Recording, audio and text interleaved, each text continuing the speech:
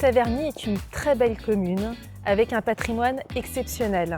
Et ce patrimoine, nous nous enracinons dedans pour aller encore plus loin et pour aller encore plus en avant. C'est pour cela que nous le restaurons. Un plan inédit de restauration de cette magnifique église voulue par les Montmorency a été lancé par la collectivité, aidé par l'État, le diocèse, la région et le département. Ce plan de restauration, les tabernaciens sont amenés à y participer parce que c'est notre patrimoine et nos racines communes. Le patrimoine, c'est également la chapelle Ronchabot. Nous avons lancé aussi un grand plan de restauration du bâtiment, sachant que les parcs et jardins avaient déjà été refaits. C'est la chapelle de Lecce Homo, qui est également refaite intégralement en 2026, restaurée. Et puis c'est le patrimoine vert, ce sont nos centres, ce sont nos nouveaux parcs, c'est la forêt de Montmorency et nous nous battons pour sa préservation. Et c'est également les différents bois qui sont dans Taverny et auxquels nous sommes aussi très fortement attachés.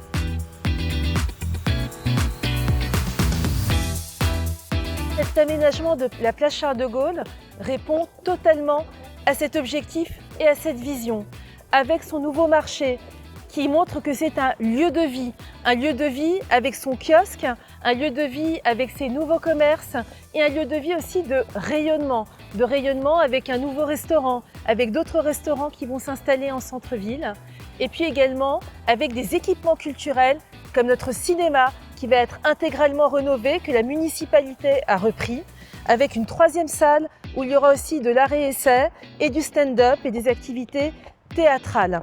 L'aménagement du territoire, pour nous, c'est une vision globale. Ça va être aussi le futur pôle gare, l'avenue de la Gare rénovée, et puis ce que nous allons envisager au niveau de la place Verdun. Il faut que les différentes polarités de la ville répondent à trois exigences: convivialité, rayonnement et beauté. Comptez sur nous pour que la ville de Taverny de demain soit toujours enracinée dans son histoire, dans son identité, mais soit porteuse d'une ambition et d'une espérance. Autre enjeu crucial pour nos concitoyens, le logement. Il est dangereux socialement d'opposer logement et environnement car chacun a droit à un toit. Nous voulons que nos jeunes puissent accéder à la propriété, comme tout travailleur qui doit y voir les fruits de son labeur. C'est pour cela que dans les futurs écoquartiers, nous aurons tous les outils de l'accession à la propriété avec des logements performants énergétiquement en BRS ou en LLI. Nous voulons également répondre au défi de la longévité pour nos seniors, avec des résidences intergénérationnelles et des résidences inclusives comme dans le quartier de La Tueule, où chacun aura droit à son logement propre, accessible à tous les portefeuilles, mais également des lieux de vie en commun avec passage d'associations et d'infirmiers. Enfin, nous continuerons également les résidences inclusives pour les personnes porteuses de handicap, comme nous l'avons fait chemin des Grandes Plantes.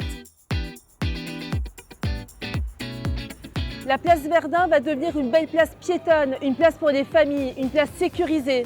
Autour de cette école qui est le symbole architectural de ce quartier, nous allons bâtir un grand groupe scolaire, ce qui permettra à vos enfants d'avoir un nouveau cadre idéal, d'avoir également un conservatoire intégré avec un auditorium, de nouveaux commerces et de nouveaux services publics. À Taverny, nous sommes les élus des adultes, mais aussi les élus des enfants, et nous œuvrons pour que la ville parle à toutes les générations. Pour nos tout-petits et leurs parents, nous allons continuer à développer les modes de garde différenciés, comme les maisons d'assistantes maternelles et les micro-crèches privées. Pour nos jeunes, après le beau succès de la Maison de la Jeunesse, nous allons continuer à implanter des lieux de vie qui leur soient destinés, comme le Urban Village ou le bowling, qui d'ailleurs pourra profiter à tout le monde.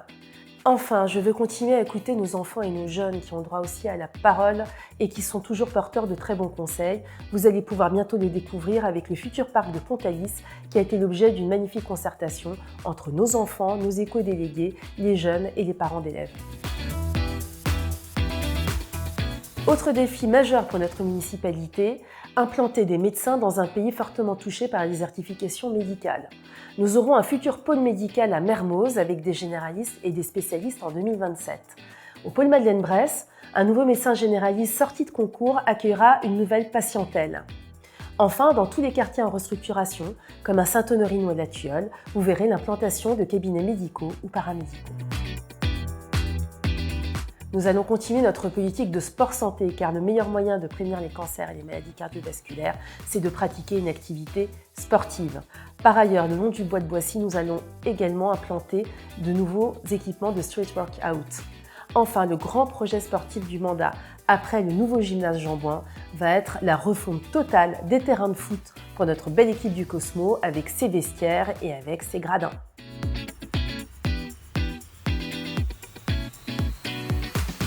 Comme je le disais, on ne doit pas opposer logement et environnement, mais il faut aussi pouvoir concilier transport et préservation de la planète.